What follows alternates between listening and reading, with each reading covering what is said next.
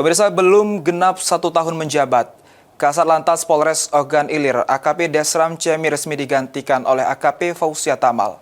Dalam serah terima jabatan tersebut, Kasat Lantas yang baru diminta untuk meningkatkan pelayanan kepada masyarakat. Jabatan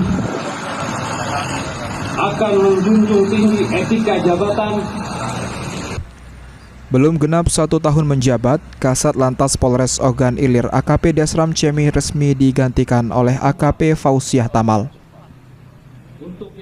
Pengambilan sumpah jabatan dan serah terima jabatan, Kasat Lantas Polres Ogan Ilir dipimpin langsung Kapolres Ogan Ilir AKBP Bagus Suryo Wibowo di halaman Mapolres Ogan Ilir.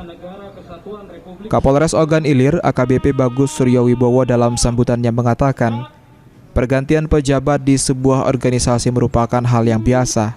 Pejabat lama dan baru diharapkan dapat bekerja dengan baik dan dapat menyelaraskan kerja di tempat yang baru dengan tantangan baru serta meningkatkan pelayanan secara internal maupun pelayanan kepada masyarakat.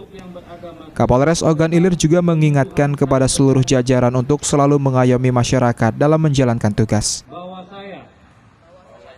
Pelayanan prima kepada internal Polri sendiri.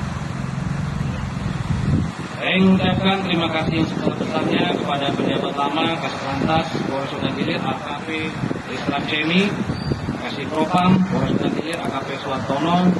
Terima kasih atas pengabdiannya kepada Polres Ogan Ilir dan masyarakat. Semoga di tempat yang baru akan lebih berkiprah untuk mendukung program-program kerja di kesatuan yang baru. Ahmad Romawi, PAL TV.